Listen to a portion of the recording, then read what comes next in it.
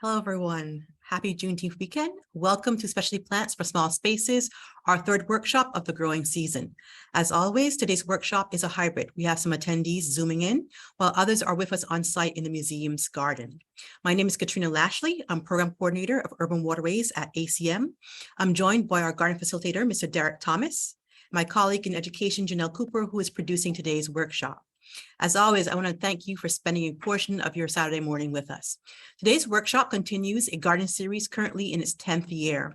Our garden network grew out of the museum's Urban Waterways project, which started as exploration and documentation of urban communities, relationships with their waterways, but has grown over the years into conversations and documentation of our ongoing relationship with the environment as a whole, both natural and built, blue, green, and gray spaces. Our gardening sessions at ACM are about our connection to and our place in our green spaces. These sessions are guided by the themes of gardens as places of community in connection to our cultural past, gardens as site of stewardship, gardens as site of interdisciplinary knowledge, and gardens as sites of empowerment and access to good nutrition and healthy living. These themes are particularly important over the course of this weekend as we build up to the celebration of Juneteenth tomorrow. This federal holiday commemorates the day in 1865, when General Order Number 3 was issued in Galveston, Texas, freeing the last remaining enslaved in the state. To add a bit more context, the event came 2 years after the Emancipation Proclamation, which was issued on January 1st, 1863, ending slavery in the 10 states in rebellion against the Union, and the executive branch, including Army and Navy. As the Union Army moved through the areas that had been under Confederate control, the proclamation took effect. Celebrations of Juneteenth became an annual event featuring parade services, music, and food, and spread to communities across the nation. It's important to remember that as the proclamation was read in Galveston, as people were hearing the news of their freedom for the first time, families in Barry Farm, Hillsdale, here east of the Anacostia River, were constructing their own versions of what freedom meant and how it was enacted on a daily basis, how it was guarded, and strengthened, just as other communities across the nation were at various stages of the same endeavor. It's also important to remember the role green spaces have played in strengthening communities in every sense, including through cultural traditions, the food we grow, the meals we share, and the moments that help us define who we are and how we want to live. Today's workshop focuses on how gardening, even in the smallest of spaces, allows us to remain connected to our personal, cultural, and culinary paths. As always, feel free to add your questions to the Q&A. I'm going to turn things over to the garden. Hi, Derek. Hey, Katrina, thanks for getting us started. And also thanks for mentioning Juneteenth. I was thinking a little bit about that as I was putting together things for the workshop, and just also thinking about, almost the past 10 years, and I think what we have to reflect upon with history, I think we owe it to ourselves and to those who will come after us to make sure that we remember history to the best of our recollection, because some of it is written, some of it is spoken, some of it was lived and then translated. But also, I think we have to grow from our history. So I think that we owe the future generations the ability to not only communicate what happened, but also what we did to rise out of that. And so I think that's, for me, this Juneteenth, that's going to be the important things that I'm reflecting upon, is what can I do as an individual, whether it's in the garden or just in life in general, to make sure that I honor the past and the history, but also I pass a positive message on to the future generations. So that's my takeaway with Juneteenth. We're going to be talking about small space gardens today, and one of the things that I looked at and reflected upon was how I started gardening. And I've got some of our participants that are live that are going to answer some questions, but I wanted to answer them first myself. The 3 questions are basically, why do you garden? What is the cultural history of gardening in your family? And what of that cultural past is actually influencing you in your gardening or your gardening practices today? The reason I garden, and the reason that gardening, whether it's vegetable gardening or ornamental gardening, has always brought me joy, is because one of my first memories is being in my grandfather's garden. I had a pineapple that he cut the top of the pineapple off, and he let me, we dried it out and we planted it. And I remember being so proud of that pineapple. I grew up in the West Indies, so you could actually grow a pineapple outside. But my grandfather was also a plantsman. He had limited space, so he had a citrus tree that one branch would grow lemons, one branch would grow limes, and one branch would grow what's called it's a tropical orange. So the outside remains green, but then the inside is like a traditional orange here. So I remember things like that, and I remember coming to the United States, and we lived in the projects actually right here in Anacostia, and every window in my mother's apartment was filled with plants. So it was always nice coming home, because even in the wintertime I could look up and I could see those plants in the window, and for some reason I felt okay.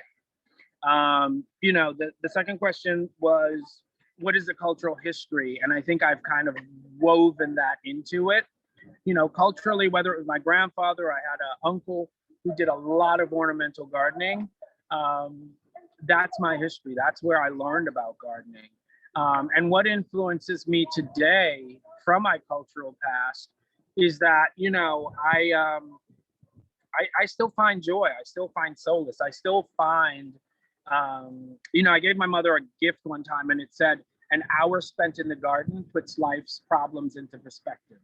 And that's still true to this day. So that's my spiel. I have a couple of other folks that I asked, come join me. So you heard my story. What would yours be about gardening? Why you know, why do you garden? When I was a little girl, probably 4 years old, we lived in England. We went back to live with my mom's family for a while, and they had a huge garden. And my brothers and I, we played in the garden, and we got in a lot of trouble. But I remember like picking stuff and bringing that in the house, and I always liked that. And we came back to the U.S. We never had a yard. We was living in apartments or places that was very limited space. And then finally, my mom did buy a house, and she was obsessed with the flowers, like the landscaping of the yard. She didn't grow vegetables, but she grew these amazing flowers. And our house was always filled with plants. Like there was usually always fresh herbs. And then for me from college, I always lived in an apartment. I never had an outdoor space. And then I continued growing herbs, and I have a house full of plants as well. And then I got a balcony, and then I filled that balcony with plants, and then I tried to grow vegetables on it. And that wasn't very successful. And I saw the community gardens. I live in Arlington, and I would see these huge gardens, like filled with stuff. And I'm like, that's amazing. So I got on a list and waited for 5 years. Wow. I finally got a garden. And so now for 5 years since I've been gardening. And I mean, I really enjoy it. Excellent. Excellent. And do you feel that the garden that you have today is paying homage to your upbringing and what your mom, your mom, Yeah, especially the beets. planted in you, growing a garden. I remember pickling beets as like a 4-year-old. And so I will be doing that again very soon. Mine are ready to harvest. Yes, and ours are too. And this is your beet patch, because you helped us plant it this year. And like every gardener knows, last year our beets weren't very successful. Yeah. This year, these are all new baby beets that we planted from seed, and look at how successful they are. Yeah. Because we had 2 months of rain, so it was very, very like the English love their beets because they have the perfect weather for it. Who's next to answer our questions today? Hi, how are you? Good to see you. I'm glad you made it. Yeah. Good to see you back. So tell us why you garden. My grandmother is from South Carolina, Manning, which is right outside of Sumter, Florence. And she was a sharecropper, and she moved to New York with my grandfather in the 40s, late 40s. And but I remember going down south. I was born in Harlem and raised. My mother was as well. And we would go down south every summer. We would pick and shell field peas. So I always have that memory. When my mother moved from Harlem out to Long Island and she had some space, she got a garden going. She always had house plants, but I had no interest in house plants. They're a little too finicky for me. So when I saw her growing flowers and vegetables, peppers, tomatoes, carrots outside, I said, yeah, when I get some space, it's going down. So I got my place. That was the first thing I did. It was on a hill, so I just dug out. My husband dug out the grass and created the garden right on the top of the hillside outside the window. So, and I think I've seen pictures, and yours is an envious garden. It's very, very good. So we've answered question one, and we've also talked about the cultural past. What do you think that you're doing service to culturally? I mean, that's a strong story coming from, you know, having that connection to your grandmother who was a sharecropper, and it, you know, it totally ties into a lot of what we've been looking at in the last 2 seasons, just the history of gardening, especially in the African American community. Do you think you're doing service to your grandmother? Oh, absolutely. When I go to the garden, I know that it's ancestral work. Bottom line, I'm doing spirit work and I'm doing ancestral work because we're connected to the land, especially as descendants of enslaved Africans in the diaspora, right? We came here to work on the land, and so it's a continuation of their legacy. And I'm not a big fan of okra. My grandmother did not grow or eat okra, but I first saw the flower of the okra plant and the leaves. I said, oh, I gotta grow this just because it's gorgeous. And then I ate it raw because if I grow it, I have to eat it. And it's delicious raw. And then I cooked it with some tomatoes and it's awesome. So yeah, it's an ancestral connection to the land and to the people who did it, who worked the land before us. So yeah, and you shared that with me last year too, the okra, which was really, really good. Who's next? Hey, how are you? So why do you garden? I garden because I guess it's relaxing. My grandparents and great grandparents were actually farmers, but they raised pigs and cows, and then they took them to market and traded for the vegetables and fruits that they wanted. Now, where was this? Where were you? Where? Knoxville, Tennessee. That's where Knoxville, Tennessee. Yep. So they raised animals. Yeah. And they had a whole barter system in the market. Now, was this market everyone in the neighborhood or the area would bring things to market and they bartered, or were you able to also buy? you could also buy as well, but yeah, they could trade or buy. Yeah. Wow. And so that's how they got their veggies. So where's your gardening coming from? Well, I just wanted to do something to relax and just see if I could make it work. So we started out small with pots, and now we've got like a in-ground situation going on, and it's going pretty well so far. Good. And then, so like I say, it tied in question 1 and 2. So question 3, I mean, what do you think, or do you think that you're paying homage to your cultural past? Oh, definitely. And I also want to pass it on to my kids. My daughter's here today. Yeah, we're gonna get her planted. Yeah, so I want to make sure they know that the grocery store is not the only place that you get food. So I asked 3 people if there's anyone else that quickly wants to share. If not, we're going to jump into the gardening, which is why we're here.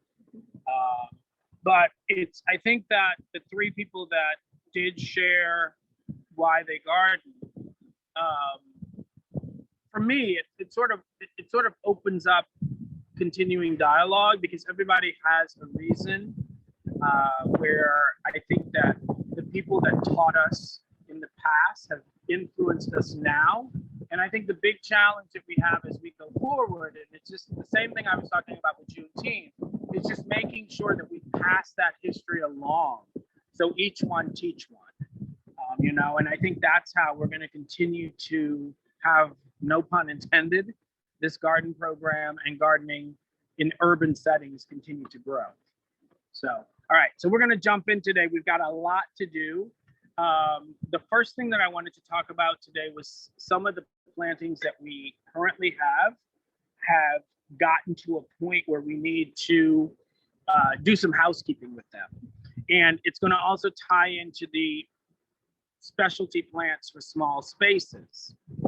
The last workshop that we had, we created this, we built this garden. One of our participants helped us build this garden. And now what's happening is these liners are actually restricting the ability for, this is that Menardia plant, which is a native, it's a native flowering plant. It's in the herb family. So if you smell the leaves, you get a really nice scent. It's also known as bee balm. But as you can see, it's running along, it's creating babies, but it's also completely used up. It's the usable amount of soil that it has. So as compared to its co-plant here, this one is completely done. So what I want to do with this one, and I'm going to do the other one too. Now the other one looks okay for right now, but it won't be. So it's going to also need a bigger, I'll pull that out. If you want to grab this for me, what I'd like for us to do is one of the pots behind you, I'd like for you to put that in there. We're gonna try to peel this back so that we can reuse that. If you need to break away the corners, don't be afraid. And then we're gonna get you some more soil. And then what we can do, and the great thing about this garden is that it's made for small spaces, but as the plant outgrows it, we can put it into a larger condition. So if you want to do this one for me, and then, sir, can you grab me that bag of soil over there? It's already pre-mixed so that they can do a top dressing there. Yeah, break away the corners if you need to. And when you're doing something like this, as you can see, go ahead and even break more of those roots away. You're not going to hurt it. You're actually helping the plant at this point, because what's happened is its roots have outgrown the amount of soil that it has. So it's really straining. And there we go. Once we fit it in, we want to press it down so make sure there's no air below that mass. And then with the soil, here we go. You can actually take some of the soil from there, and then we'll refill this for the next round of stuff that we have to do. Good. Yeah, someone's got some practice at breaking apart root balls. That's very good. All right, and so that one, we're gonna do both of those now. Back over here, while they're working on that. Interestingly enough, these other plants are still doing really, really well. Does anyone want to speculate on why, even though it has the same amount of soil, why these are still doing okay in this small space garden? Do they have shorter roots? Very good. That was answer number one, was they have shorter roots. Actually, they have a much more well-behaved root system. That bee balm is related to mint. And if anybody knows about mint, it goes. So that's one of the reasons. Would someone like to speculate a second reason as to why that was outgrowing the pot?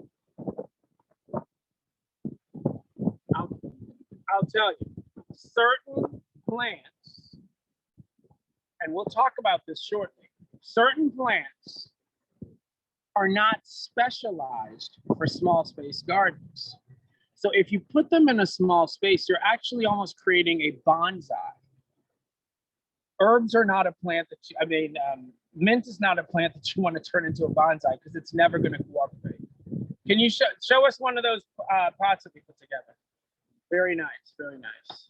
So see, this is what we've got. Now, the great thing about this, and if you can bring me the liners back, the great thing about this is this can now go into your garden. It can stay in this pot. The only thing that you're going to have to do is, if you put this in your home, you're going to have to water it enough, because remember what's going to happen with the roots. The other thing that you can do is, as the new babies come up and start to run all over this pot, you can pull the pot out. If it becomes too pot bound in the next month or 2 months, you can cut it in half, and then you can have 2 plants. You could share with someone, or you can have 2 plants for yourself. this is actually a really great plant to have if you're into bees, because this is a really, really good pollinator. So when this flowers out, not only are the flowers attractive to us, but it's an herb that's not really eaten, but it is a really good pollinator, and it's called Menardia. It's bee balm. So then what we're gonna do with these guys, thank you. And can someone bring me 2 of the thyme plants? I'm gonna put these liners back in here. You can hold that for me.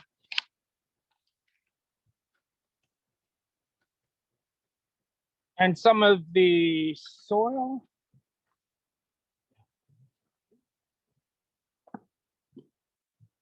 And if you've got old roots, just break them apart, because that's all organic material. Remember, the roots grew because they were eating, or not eating, but they were living off of the nutrients that we added into this pot.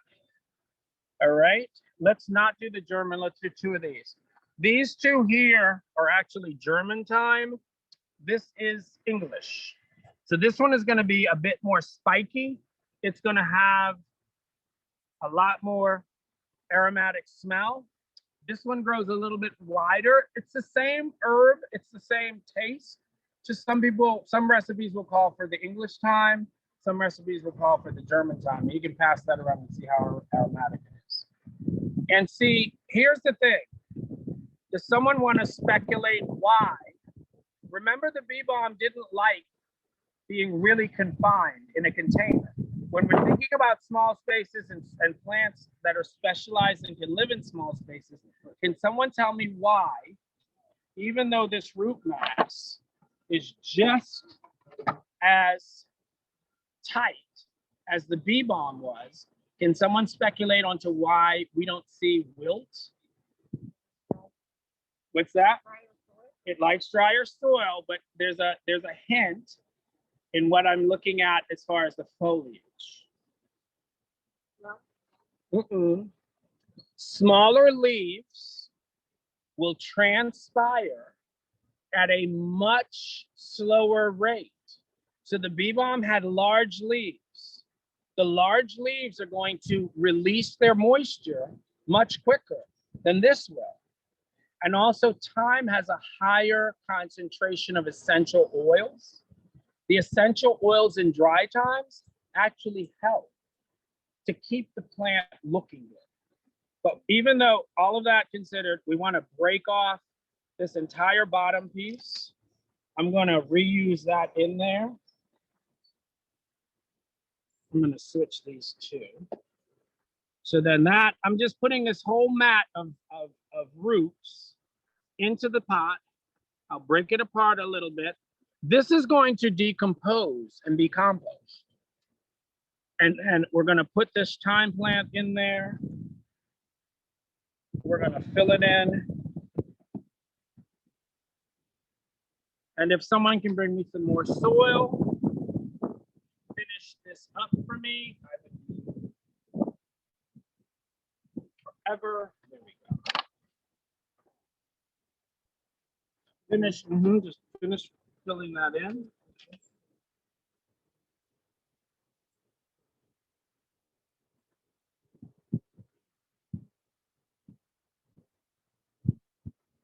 And then when you get finished with that one, you could do this one for me. Now, does someone want to speculate? Remember what I said about big leaves and smaller leaves and the rate of transpiration? Does someone want to speculate while we're working on this, how come the sage is not having the same problem that the bee balm did? It's the last piece of information I gave. The essential oils. The sage has a lot higher concentration of essential oils. Plus, the foliage on the sage is a bit more reflective. It's got that almost silvery blue sheen, which means it's going to absorb the sun at a different rate. Plus, you hit it on the head. Sage is a lot more drought tolerant than bee balm. So finish this one up for me, please. And once you put it in here, the one thing you want to make sure that you do, which you did a great job of, look at you. You want to make sure that you compress the soil. And now we've got thyme, we've got rosemary, and we've got sage in our small space garden. I mean, if someone literally, we're talking about less than 3 feet by less than 2 feet, and you've got all the herbs to share with all your neighbors. Now, does anyone have pruners? No. We need to get a pair of pruners over here because there's one other thing that I want to do. Margaret, do we have a pair of pruners? I think Margaret has some. The other thing that we're going to do, because remember, when we're dealing with a small space garden, you don't want to tax out the plants too much by having them stress themselves out with a lot of unnecessary foliage. Thank you, Margaret. So this sage looks beautiful. It's going to look better on my dinner table. So what I'm going to do is I'm going to go in here. I'm going to prune it. Now, where I prune it, I'm leaving a piece of one of the plants that are growing out. I'm just going to prune that out. And I'm going to prune that off. And basically, I'm just taking off a lot of the big foliage.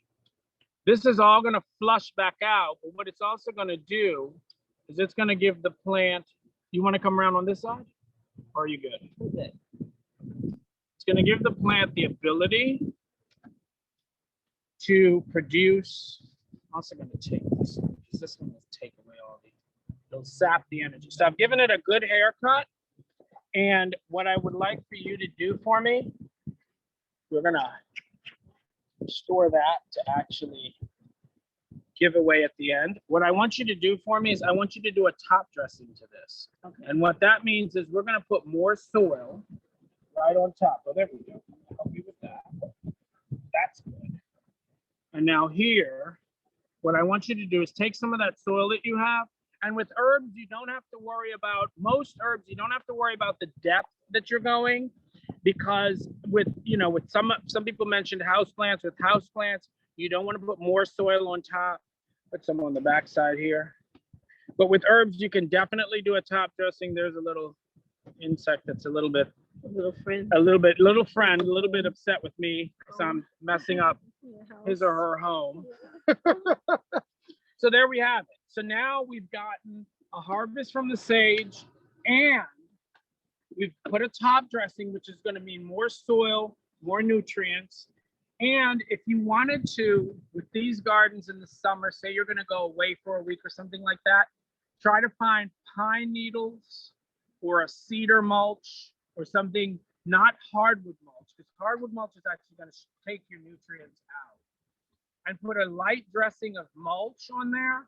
If you can't find that, you can take newspaper print, black ink, or check the supplier to find, check with, like, if it's the local newspaper, give them a call and say, are you using soy ink or are you using chemical ink? So try to do that. And if not, also a lot of the grocery bags, if it's all brown, you can shred that up and put it around. And what that's going to do is it's going to help hold the moisture for that week that you're away. Okay, so that the plant, that the soil is not going to give up the moisture. What is this?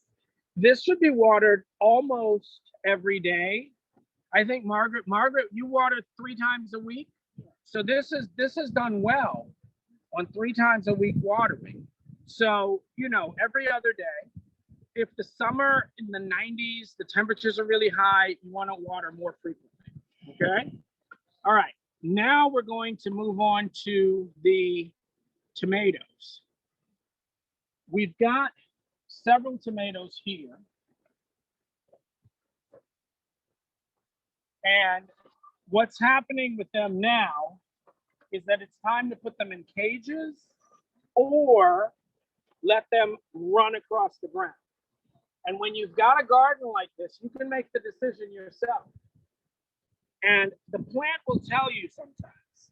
This plant right here has gotten too big to actually put into a cage and have it be fully functioning. This one we put in the cage this morning, and as you can see, what it's going to start doing is it's going to start growing up, and it's already got tomatoes. This one here, if you want to bring that over for me, this one is also at a size where we can still, and what you want to do if you're retrofitting the cage, you want to grab the top part, you want to slowly drop it down, make sure you're not hitting the stem, move it back that way towards you some. We're going to try to get it a little bit straighter, and be slow and gentle, take your time. And then that looks about right. We're going to push the cage down, down. There we go. All right, so we put this one in the cage. And over time, Margaret is our steward of the garden during the week. Margaret's going to help this grow up and into here, okay? We've got another one here that we're going to work with. Same exact scenario.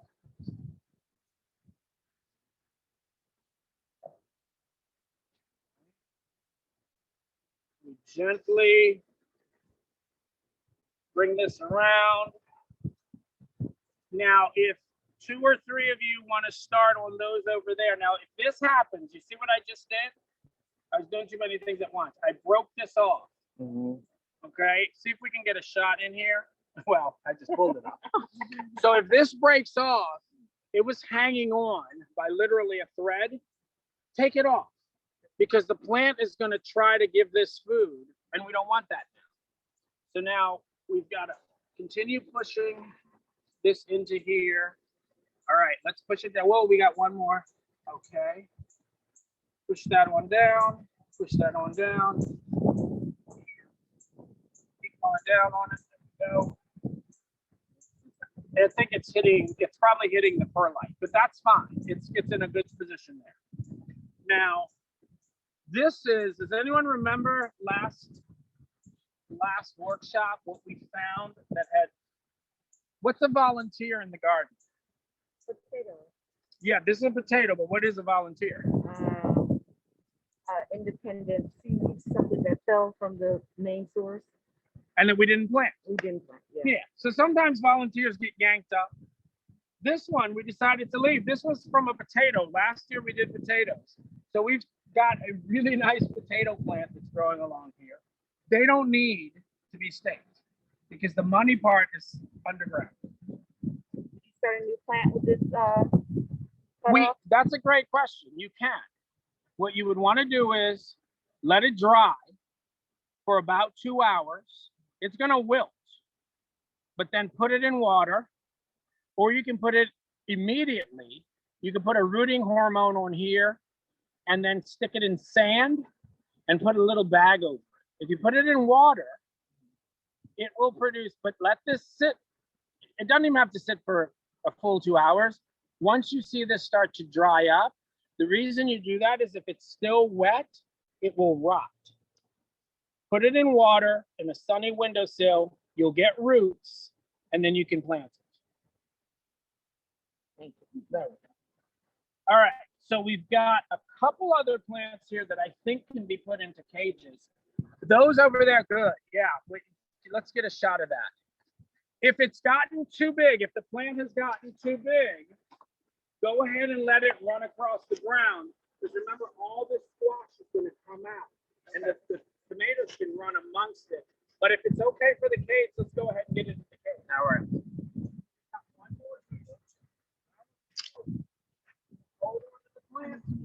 Dax, I want to get a shot of this. What we want to do is, now look, remember you can break it. What we want to do is, we want to try to lift it up like this. Hold those together gently. There's another one over here. I'm going to just put it, give me your fingers right there. There you go. You got it. All right. Now, let's bring the cage in.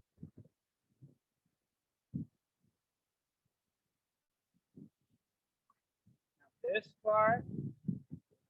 Yeah.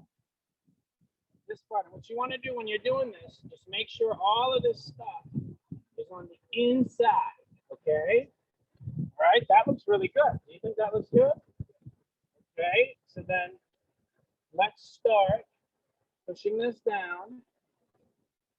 Pushing it down. Be careful where you've got those guys over there. Remember, I broke them. Okay. There we go. All right. I thought you said you were bringing her out to practice. She totally did this herself. That's really good. And then Margaret is going to, during the week, the plant. Now, when a plant lays down a certain way, it wants to grow up. So like this one is laying on the ground, but the pieces are growing up. What's going to happen here? See how this is laying over? What's going to happen here is it's going to right itself and it's going to grow up in the cage. Okay. Now, what do you do when you have errant friends that are doing bad things? You let them run and you go be good, right? Well, we got 2 errant tomato plants. These are being bad tomatoes, but I'm going to let them run because they can fill in all the space on the ground here and we can still get our tomatoes.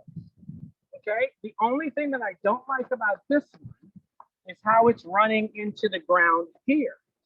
So what I'm going to try to do with this, it's going to be 2 parts. Oh, and I see why. It's actually 2 plants. What I'm going to do with this, who has my plants? Okay. Now, don't anyone scream. We're having surgery. All right. So this has grown way out of the way. I'm going to cut that off right there. Now, what we're going to do, now that we have the cages, we're going to convince this guy. And if it wants to go into the cage, fine. If not, it can stay there. But we put it, this will still produce tomatoes for us. All of this, we're going to start controlling and training into there, okay? This one's going a little bit too far. So what I'm going to do is if you can pop out of there. Margaret, we're going to watch this guy. Okay. But we're going to let it, I'm going to actually remove some of these lower leaves. Here's another baby plant if someone wants to start one. I'm going to remove some of these lower leaves. And the reason I'm doing that is the plant is going to cascade better on this side. So if we can get a shot of this, and what we're going to do with this tomato plant, because before everybody got really fancy and started having tomato cages, tomatoes rambled. And in the middle of August, you went gingerly into your tomato patch to get tomatoes, and they were growing along the ground. Does anyone know the history, since we're talking about histories, does anyone know the history of tomatoes? When tomatoes were first discovered, they called them love apples, and they thought that they were poisonous. So for years, because tomatoes would grow, they would seed themselves, like you said, they would create more tomatoes. So every year, these plants would continue to grow back from the seeds, and no one would eat them. And I don't remember the story about how they got eaten the first time, but then people discovered, oh, they're okay. But yeah, but so originally tomatoes were thought to be poisonous. So anyway, we can let this one run. And Margaret, what we're going to try to do is we're going to try to train it along here, but not farther than where you are, because we still need to get in and maintain our garden. And then this one down here, we're going to do the same thing. And what I'm doing is I want the plant to lay flat, because if it lays flat, here's another hint. Come see what we've got right here. I don't know if we can get a shot of this and if you guys can see this. This plant is actually producing roots right here because it's been laying on the ground. So that's going to root in. And the more root mass that we have, the stronger our plant. So I'm going to take off some of these unsightly leaves. And then that's going to give me the ability to lay this plant flat. If we wanted to, We could even take like a stake like this, and we could stake the plant to the soil, which will give us an even bigger opportunity, better opportunity to let it grow wild. So we're gonna have a potato plant, we're gonna have 3 rambling tomatoes, and we've got 4 tomatoes that have been staked. No, these are, good question. These are big boys and better boys. So these are not the patio. I think the patio tomatoes were only in that last bed. Now, good question. We've got patio tomatoes that we're about to pot up. We're talking about small plants for small spaces. Does anyone know why the patio tomato is great for a patio? Because you see how this is not good. This is not good for a patio. There are 2 different types of tomatoes. One is determinate and one is indeterminate. Does anyone want to guess what the patio tomato is? And why is it determinate?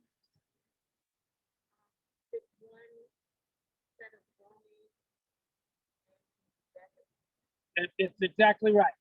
It grows one preset height, and that's it. So you may only get 10 tomatoes because it's determinate. There is a determination in its genes on how big it's going to grow. This is indeterminate. Brandywines are indeterminate. Those are behind you there. We're going to talk about that because we're having a small problem with them. But the brandywines are indeterminate, but they're heirloom. Heirloom tomatoes would go back to those tomatoes that people thought were poisonous. They don't produce a lot. You might get 15 tomatoes from an heirloom. Now, I should retract that. The smaller heirlooms, like the green zebra, will produce hundreds of tomatoes. It's the Brandywine and some of those big yellows and the big reds that you see at like the grocery store at the end of summer.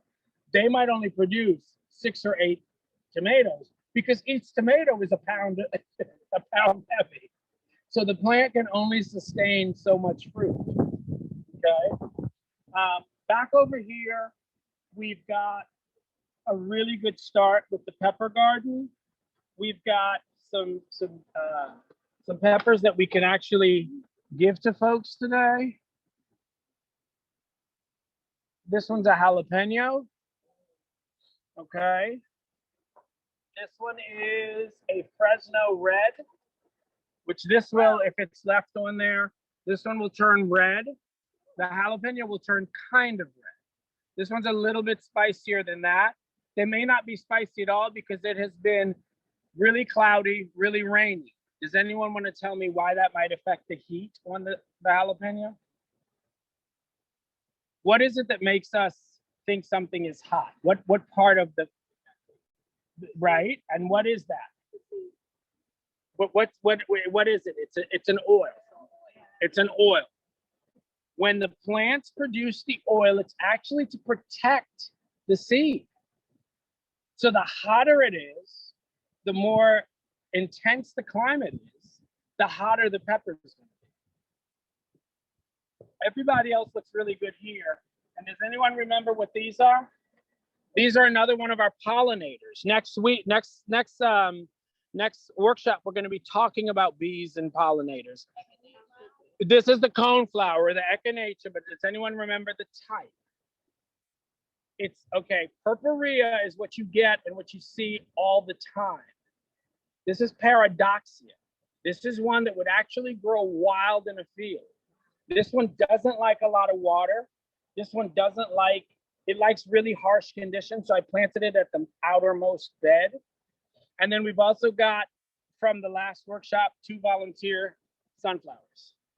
And these are volunteers, but we decided to leave them this year. All right, Katrina, do we have any questions? Yes, I have a question actually. So could you give some examples of other plants that are good for small spaces? Yes, we're going to be talking about that as we work through the garden. We're going to get ready to talk about that with not only some of the plantings that we're going to do, but also some of the seeds that we're going to take home today.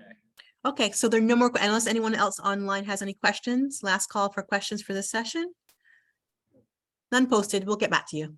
Okay, perfect. All right, so these are our Brandywine Heirloom tomatoes. I want one of my garden warriors to take a look at this plant and tell me if they see something that looks strange.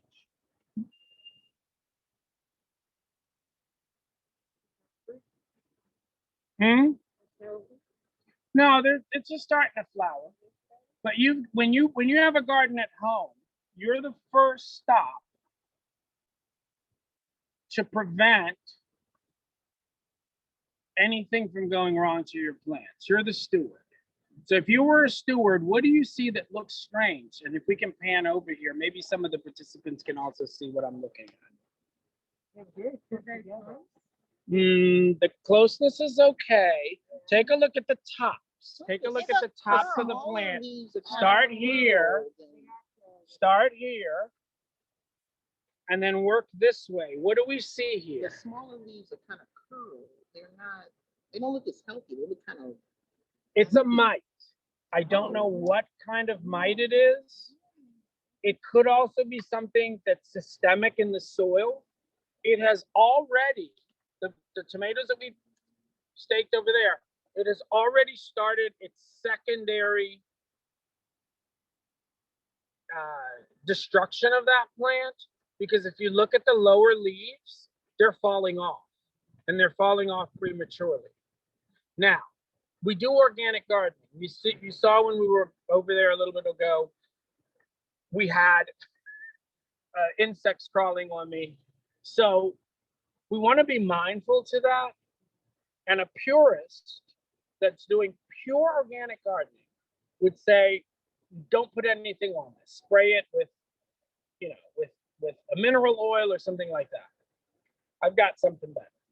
And you now cannot say, if you do this, you can now say it's a pure organic gardening, because you have actually introduced a foreign subject to help you get a yield from these tomatoes. And what we're going to use is a product that was right over here.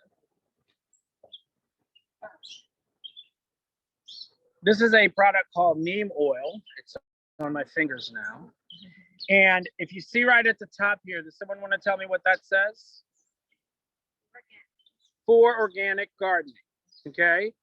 Someone that is a purist is not going to even use this. They're going to just try to get ahead of it with spraying with water, maybe with, maybe grounding up peppermint and putting it in a sprayer and spraying the peppermint oil on there. This is neem oil. It's an insecticide, it's a fungicide, and it's a miticide. What I see with the curling leaves going on, I suspect it's a mite. So what we're going to do is, and that's about 3 gallons of water. You want to do about a tablespoon per gallon. It's adult proof. So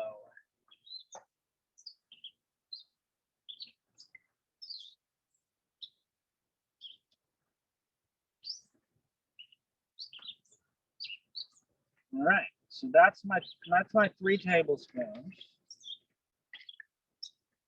And then you can use a sprayer, but sometimes mites will also end up being, it actually smells really good. Sometimes mites will end up being also, and Margaret, we're going to do this for maybe 2 additional times once a week, okay? And what we do is we're just going to wet everything down like that.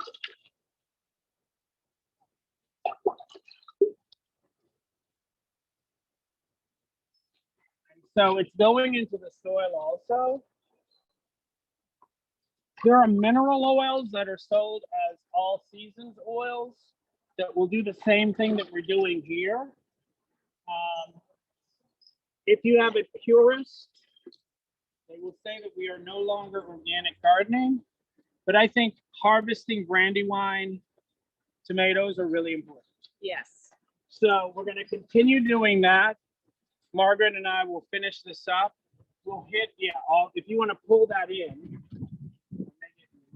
So they would say it's no longer organic, that's synthetic or? No, it's because you've introduced a foreign substance to the garden. Okay, it's like vegan and vegetarian. Okay.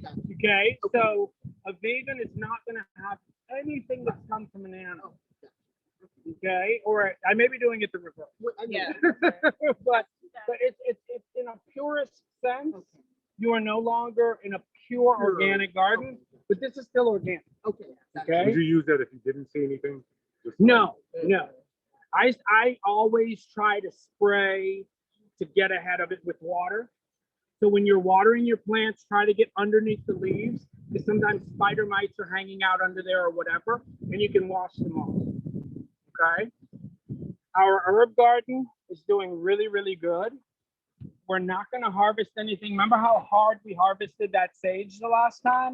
Unless you guys want some sage.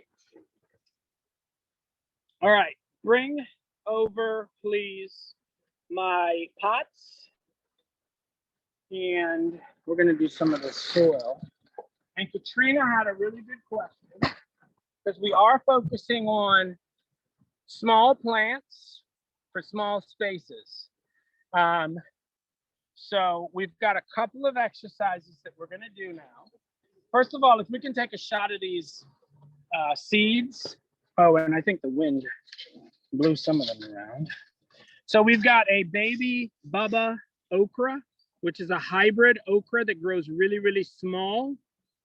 We've got radishes that we can do at this time of the year.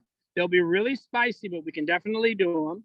We've got bunching onions, which they aren't going to get as big as regular onions, and they are perfect for growing in containers. We've got radicchio, which is also in the lettuce family. That you don't want to really plant now. You can plant it at the end of August, and you'll have a harvest by late November. And then we've got Blue Lake bush beans. That is a bean that is actually meant to grow in a very, very small space. It'll also do well in a container. And we've got the sugar baby watermelon, which is also a watermelon that will grow really, really well in a very, very small space. So I think when we talk about plants that are specialty plants for small spaces, I think what we really want to look at is plants that can grow in a smaller space. The one thing to keep in mind, and someone mentioned the patio tomato, we've got those here today also. We're going to pot those up. If somebody can bring me the larger pots that we've got over there, we're going to pot those, the larger pots right there. Yeah. We're going to pot up some patio tomatoes. We're going to also take a look at what can happen if you grow a plant like squash in a container. So what I'd like to do is, I'd like for you to take one of these, one of those, and I think we had one more pot. Oh, we need some more soil. Okay. We've got two more. Let's just do two of them for demonstration. But what we can do, this is a determinant tomato. It's only going to get to be about 2.5, 3 feet tall. And it will produce tomatoes. It has gotten pot bound here. So what that means is its roots have gotten really tight. And what we want to do is put it into a larger pot, right? Now, the other thing is we can break this away, break all this away, and we can plant this deeper. So what I want someone to do, I've got the soil there. We can break away this leaf. We can break away this leaf. And what I want you to do is I want you to run my soil all the way up here. So what we're going to do is all of this stem is going to be buried, and that's going to give the plant the opportunity to produce more roots. And we're going to do that with all of these. Now imagine if you have a patio and you have limited space. You said that your patio plants didn't do well the first year. Well, if you had a full-size big boy tomato, it wants to ramble, it wants to go. If you've got a patio tomato, you may not be getting 40 tomatoes, you may only be getting 10, but they're going to be 10 delicious homegrown tomatoes that you've grown on a patio. I find on my balcony and even on flowers, not just like vegetables, like something makes a cocoon. It's like wrapped in. It's thicker than what a spider web would be, but it's not. It's kind of clear. It's not really that it's white, but it kills everything. So I mean, I don't. It's like it looks like it's wrapped in something, and it doesn't on all the buds of the flowers of everything. Take a sprayer with mineral. If you can't find the all seasons oil, use about a teaspoon of mineral oil per gallon of water, and take that sprayer and spray it down. It's an insect that's making the cocoon, and it's insects if it's going after all the buds of the tomatoes. Spray it with that. So if you get ahead of the insects, it's why we didn't plant beans here this year. Because remember last year we had that crazy insect infestation. So what I wanted to not have happen is any of the larvae from that particular insect to hatch out and have another year to eat in the garden. What you may want to do next year, if it's pervasive and it doesn't go away this year, maybe next year, don't plant tomatoes, or have a discussion with the folks in your community garden to see if they're also having the same problem. It only happens on my balcony. Oh, on your balcony. But no other neighbors. They all have plants, and nobody else gets the same thing. Use the mineral oil, because that'll zap whatever it is. And if whatever it is doesn't get a chance to come out of that cocoon, which it might be just a tiny fly or something, but if it doesn't get a chance to come out of that cocoon and lay eggs that end up falling on your patio, wintering over, and then becoming worms again, once you break that cycle, you're usually golden. Till something else finds you. Yeah, my plants have fallen dirt this year. Right. Started new. Good. So I was hoping that would. But has it happened again? Not yet. It's usually like July that it happens. Watch it, because it probably happens slowly, and then by the time you see it, it's at stage 2 or 3. So, all right. So we talked about the different plants. Now, Katrina, how are we doing on time? It's 11:30. Okay. All right. One thing I want us to do. This is someone's. Oh, mine. There we go. We have brought in today, and if you can give me a hand with soil, fill these up with soil. And this is going to be our little workbench. We have brought in today, these are baby mustard greens. And so what we're going to do, and the great thing about mustard greens, talk about a really good plant for a small space, is you can do one of two things with these.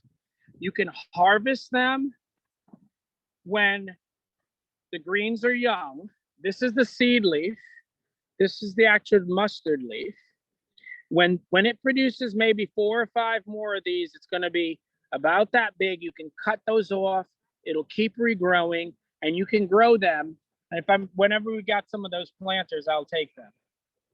You can grow them in a small container like this, as long as you are continually watering them. And so what we're going to do is, and this will grow in your garden bed too, but if you've got a small space, what we want to do is we want to put in, we're going to just add 3.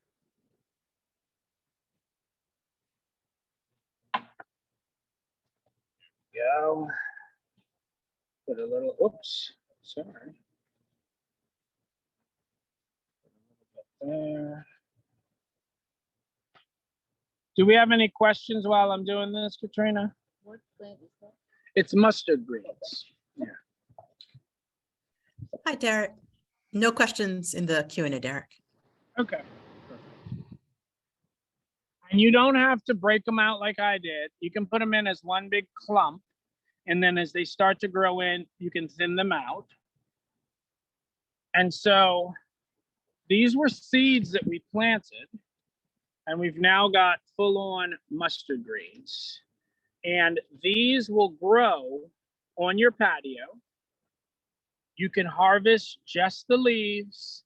The plants are going to continue to grow. And let me have one more. Oh, yes, she'll see.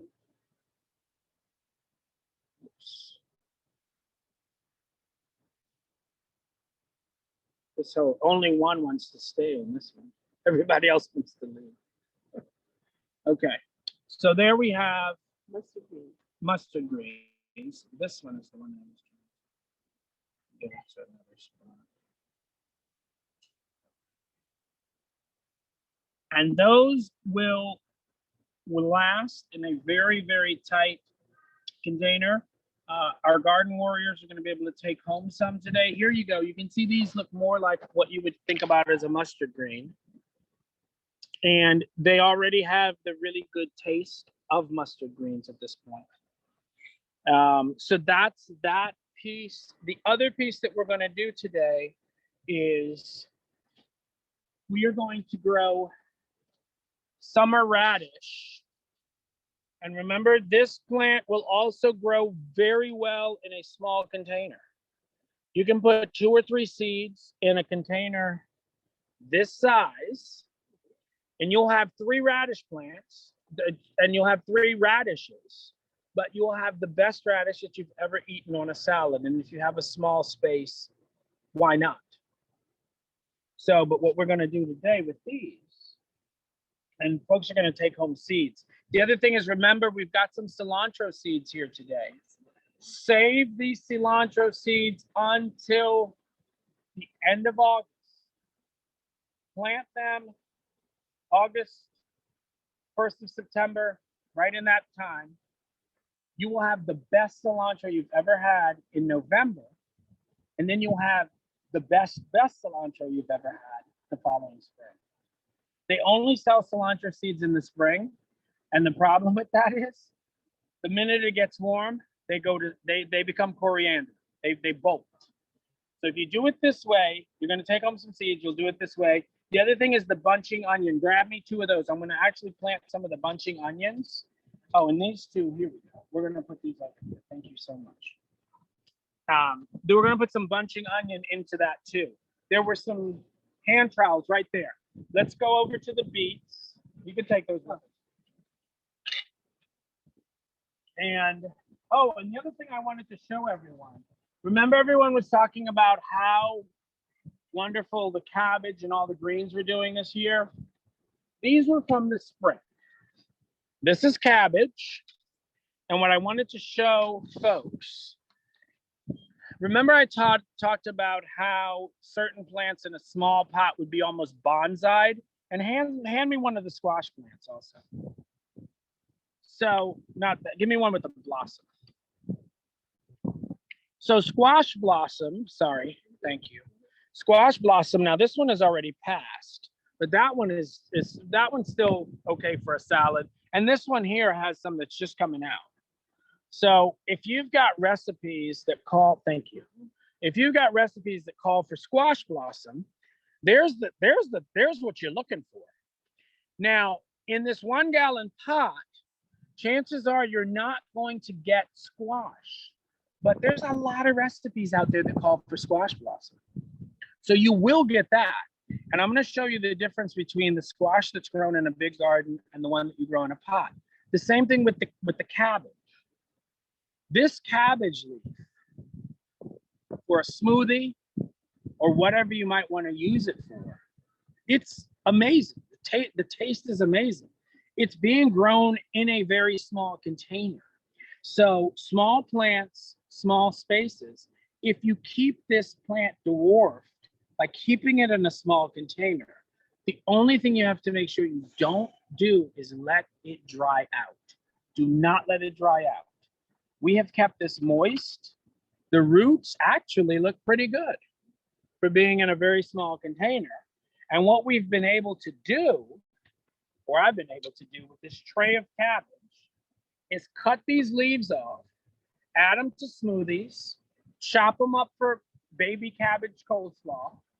I mean, and you've got a very, very, very small space where we have told the plant we want it to stay small. You got to know if the plant's going to survive in the small space, and certain plants will.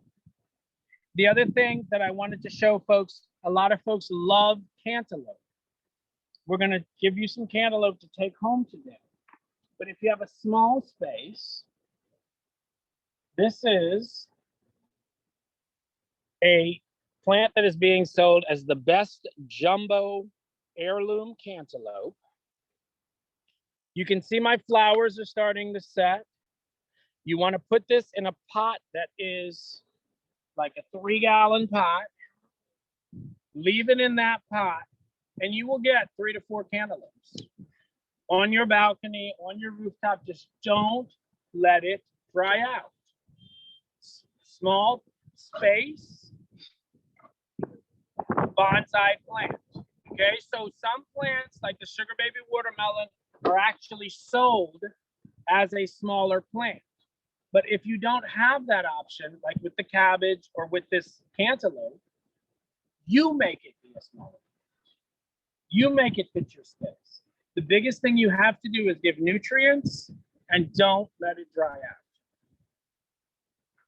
All right, let's go over to, I wanted to show you the compare and contrast on this. You've got my seeds and stuff. We're going to harvest beets. That's going to be the final part of the work. Now, if I were, and here we do, I wanted to see if we had some squash. So this is the same squash that we planted last month. Look how big these plants have grown. Look at the size that this plant has stayed. But if you're growing squash for squash blossom, which a lot of people do, and there's, just by the way, there's our first little crookneck baby. See it coming in there? I don't know if you can get down there, Dax. There's our little crookneck baby. But I want to show you, if you're growing for squash blossom, what's the difference? You can grow the squash in a very small space, in a very small container. You get your squash blossom for your meal, and you don't have a big patch of errant squash.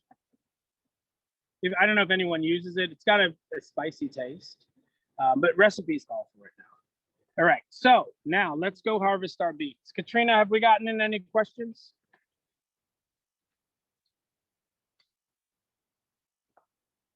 Sorry, trying to unmute. No questions. Okay. Here we go. Please give me help. This is your beach pack. Now, talking about small plants and small spaces, this garden bed is like 3 by 3. So if you have limited amount of ground space in your home, a raised bed like this, and we're going to put in radish, and we're going to put in onions. This is a bunching onion. This is a special onion. It stays bunched. You get much more bang for your buck. By, I would say, October, we'll be harvesting these. These, depending on how the climate is, by the end of June, or the end of July, when we come in for our next workshop, we should be able to start harvesting radish. Now, the one thing about radish, everybody's harvesting their radishes or have already harvested your radish for the season. If you plant the radish seeds now, the radish that grows in July and August are going to be super spicy. That's the big difference. The hotter the temperature, the hotter the radish. Okay? So you're going to hold those for me right now. You and I are going to have fun. Because, young lady, we're taking it, we're harvesting. And if you see one that's not big enough, leave it in place. We can plant around it. But oh my God, I harvested my beets. Now see this baby, we know what we can do with this one, right? So there's a You and I, yeah, the baby one we can replant. There we go. Now look at this. You said you harvested some beets this week, right? No, but I'm going to. Yeah. They're ready.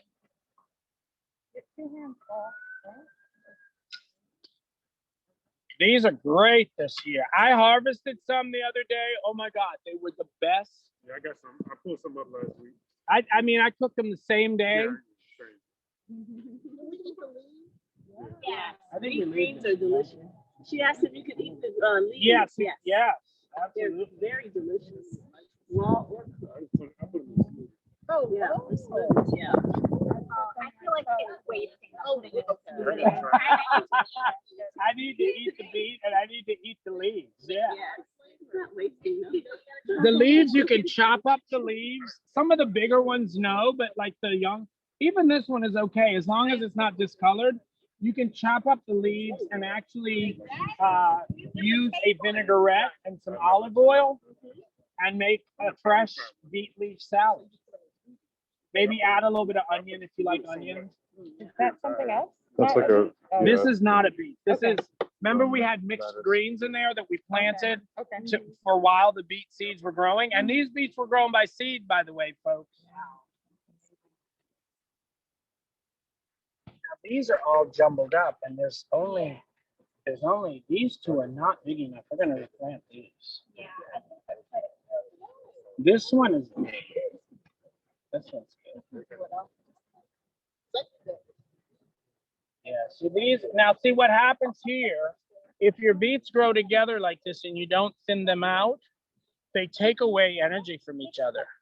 So we're gonna replant these, and these are gonna be our late season harvest. What about this? This one's ready to go. That one I would replant.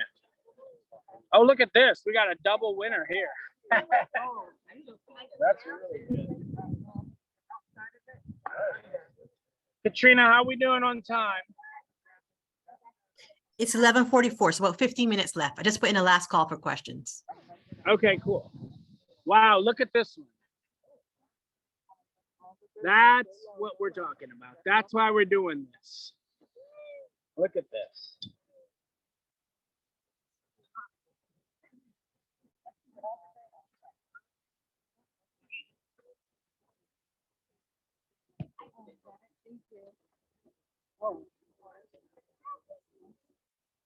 Oh, wait, this one probably needs to be replanted.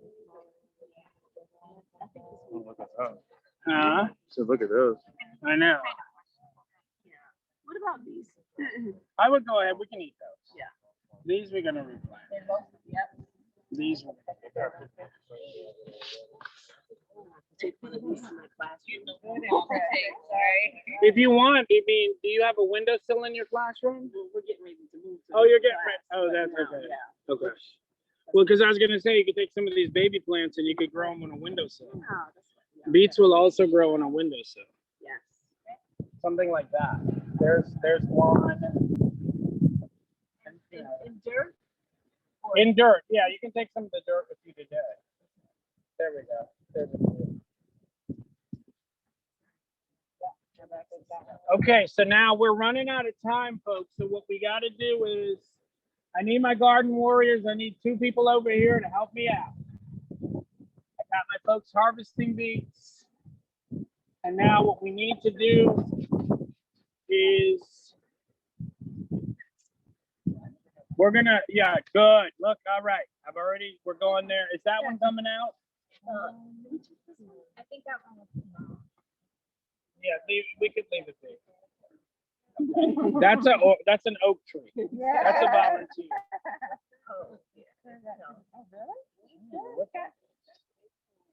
That looks like it might have been a mouse's nest. I was thinking like over here, it'll leak a mouse.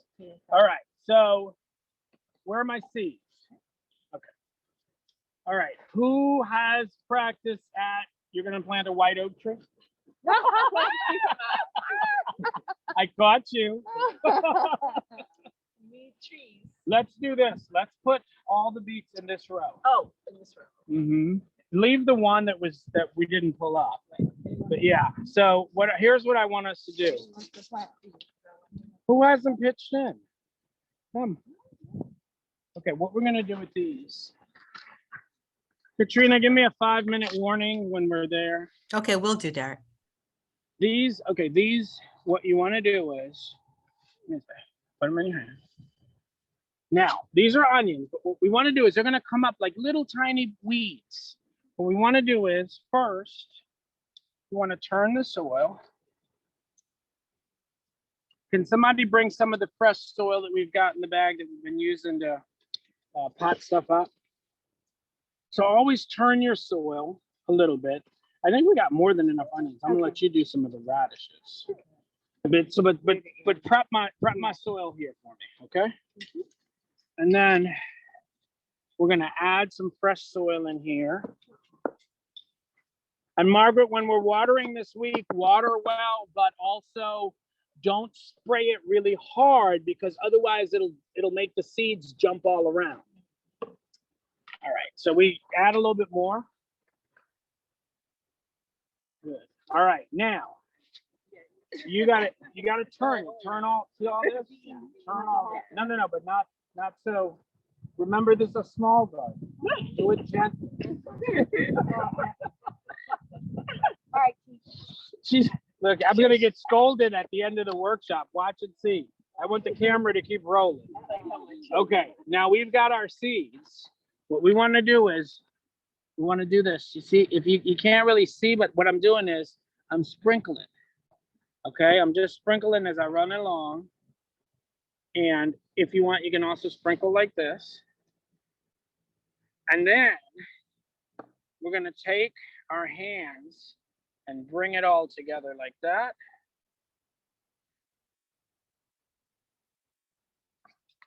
Okay, now let's throw some more of that soil on top of there. Very good. Those would be a bunch of onions. Those were the onions, the bunching onions. And here's some more to take home if anybody wants. All right, now our radishes. I think we might have too much.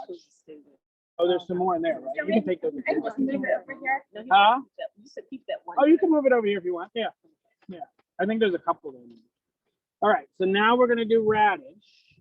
And what we're gonna do with the radish, these are a little bit different. These are gonna roll out of your hand if you're not careful. I'm gonna give you a whole pack. Oh, we have a radish there. That's okay. Now, I don't know if this is it. that's not a beet, that's a weed. Okay. Let's bring the soil amendment in. There's a beet. Oh, new one. That's how all these. I guess we planted these 2 months ago, right? Let's see, 2 months ago. Yeah. All right. What do we got? Oh, you want to throw it in. All right. So now what I want you to do is sprinkle like this and then roll it in. Okay. And you're going to sprinkle that side for me. And I'll see what kind of coverage we got. That looks really good. And now just take your hand and do this. Just gently. Don't push. Radish. Yeah. And now when they come up and start to grow, we'll probably behind the scenes divide them out so that they're not all, we did that with the beets. So that they're not all growing one on top of the other. Now run your hand over that. And then we're gonna do a top dressing of that. And that's, as they say, a wrap. So we covered a lot today, I think. Katrina, how are we on time? It's 11:51. Okay, so we covered a lot today. You know, I think the takeaway, the big takeaway for this is in a 3x3 garden, we probably got, what would you guys say conservatively? 15 pounds of beets, 10 pounds of beets. So we got a good harvest of beets. We still have a really healthy amount of beets that we're gonna get later in the summer. We've added in both pink lady, slipper, radish, and we've added a bunching onion, which is going to give us radishes hopefully by next month. and onions towards the end of the season, right around the time when we're going to be cycling in leafy vegetables, or maybe even a winter crop of beets into this space. We worked on our, and if you give us a little bit of view there, we worked on our raised herb garden. Talk about bang for your buck in a small space. And all we've got in ours are 3 plants, but you could add things like cilantro, you could add things like basil, you could add a lot of other plants to this small space herb garden. And the thing I really like about our herb garden is underneath, you've got a workbench aspect, so you can store stuff. The tomatoes, we did 2 methods with them. We added them in cages, and we also put them so that they can ramble across the ground. We're taking care of our potato plant, so that's going to do okay. This also looks like it may have some early signs of whatever this mite is. You see how it's kind of curled up the leaves. So we'll make sure we put some of the neem oil on that. Over here, we talked about our peppers, and everyone is doing really, really well. We talked about the pollinator plants that we've got in the garden. And we also addressed the mite that we've got going on in the Brandywine tomatoes, but the Brandywine tomatoes overall look very, very good.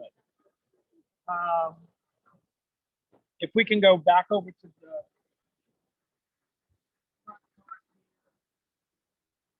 we planted for our small space gardening, we planted microgreens of mustard. They're going to be able to stay in this 4-inch pot. And as long as we keep them watered, we'll make sure that we will have a nice harvest of mustard greens for the rest of the summer that we can add to a fresh salad. If you have a larger space, you can also do a trough, like how we have these mustard greens. And you could do them in a trough like that. We discussed the fact that if you put a plant in a smaller container, the plant is going to be dwarfed. And we also talked about plants that are made for the small space garden, like the sugar baby watermelon. This is a special watermelon that grows smaller and is made for the small space garden. We talked about the baby Bubber hybrid, Okra, which, as you can see in the picture here, it's growing in a pot. It's a little bit late to plant this, but our garden warriors to take this home. If you store it in a cool, dry space, it will germinate next year. And we also talked about the fact that we're going to be buying cilantro seed now because it won't be available in September at the bricks and mortar stores. But we're going to hold on to the cilantro seeds until late August. Katrina, are there any last minute questions before we break? Yeah, I have one question, actually. What are some other fruits or berries that would grow well in small spaces? Okay, there are specialty fruit like dwarf peaches, dwarf nectarines. There's even dwarf apples that can grow in a very small space. You can also espalier any of the fruit trees that you have. And what espalier is it's a special type of pruning where you grow them more on the horizontal. And these plants can be trained to grow in a very small space by espaliering them. There are types of blackberries and raspberries that will actually not be as errant and not grow as big, but there are also blackberries and raspberries that are thornless. So if you're growing them in a small space, you could actually train them to grow along a fence or something like that and not be eaten alive with the thorns. So those are some of the things that are available for a smaller space. And if you have a patio or a rooftop, you can do a fruit tree in a container. Keep in mind that the fruit tree is going to be dwarfed by the container, but the fruit tree will produce fruit.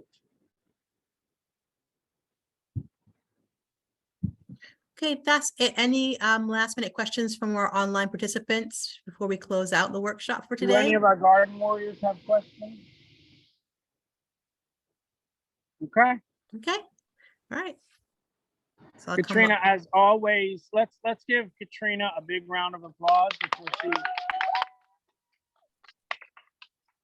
for everything that you do for us. And thank you guys for coming out today. Katrina, I'll throw it back over to you. All right, thanks, Derek. Once again for a wonderful workshop. Thank you once again to our attendees, both online and on site. Please join us July 23rd for our next workshop, Birds and Bees in the Garden. We'll be joined by guest gardener Sam Drogi from the USGS Native Bee Lab. That is July 23rd, a Saturday, and registration will open next week. I'll also be sharing the link to this garden workshop with you as well. So thanks again for joining us for a portion of your Juneteenth weekend. Please be safe, and we will see you next month. Take care, everyone.